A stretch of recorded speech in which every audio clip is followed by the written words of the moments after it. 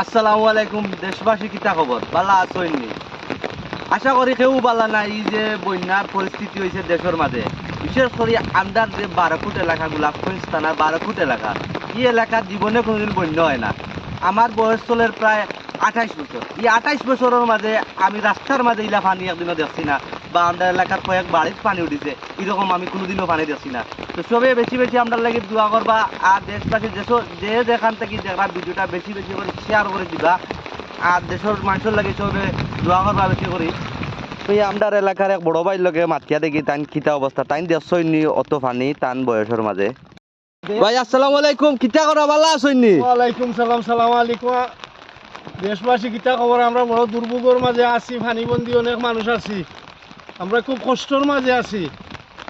আচ্ছা, এই বয়সের মাঝে ইলা পানি দেখলেন আমদার এলাকার? আমরা ইলা দেখছি না। যে আমরা রাস্তাঘাটে পানি উঠে গেছে, আমরা জামটি কি বাজারও পানি উঠে গেছে। ঠিকানো সকালে অত পানি আছিল। ও অতখান পানি আছিল নি? বর্তমানে তো আমার বাইর বাড়ি মনে হয় রাস্তা সারা ডুবাইল। আমার সপ্তাহ নিচে কি ইয়া আল্লাহ।